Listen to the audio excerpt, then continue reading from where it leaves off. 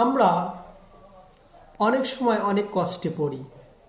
রুগী এসে বলতে পারে না, ডাক্তার আমার প্রস্রাব করতে খুব কষ্ট হয়, প্রস্রাবে জ্বালা পোড়া করে, প্রস্রাব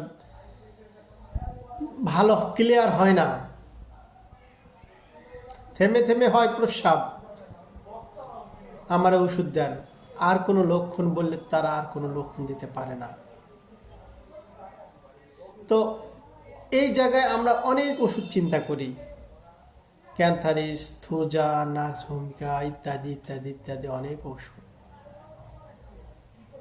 কিন্তু প্রয়োগ করার পরও ফল পায় না। তো আমাদের হাতে যদি এপিসমেল থাকে, আর আমরা যদি এপিসমেলের সঠিক ব্যবহার জানি, চার কথা সম্পর্কে জানি, তাহলে এপিসমেল দেওয়া আমাদের জন্য আর কষ্ট হবে না, দূরও হবে না। আমরা সবসময় জানি এপিসমেলের প্রথম একটা কথা আছে, মূত্রবদ্ধ বা মূত্র কষ্ট।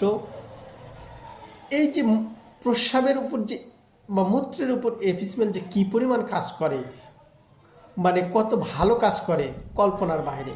অনেক সময় দেখা যাচ্ছে রুগী মূত্রবদ্ধ মূত্র কষ্ট, কিন্তু এপিসের রুগী যদি আসে তাহলে আপনি সহজে বুঝবেন, তার মধ্যে দেখবেন ফোলা, বলতে হবে না, দেখলে বুঝবেন ফোলা। তার মধ্যে আবার দেখবেন যে কি পানি পিপাসা নাই, পিপাসীনতা। এরকম রুগী যদি আপনি পেয়ে যান, তাহলে আপনার এপিসমেল দেওয়ার সঙ্গে সঙ্গে রুগী আরোগ্যের পথে যাবে, রুগী ভালোর দিকে যাবে।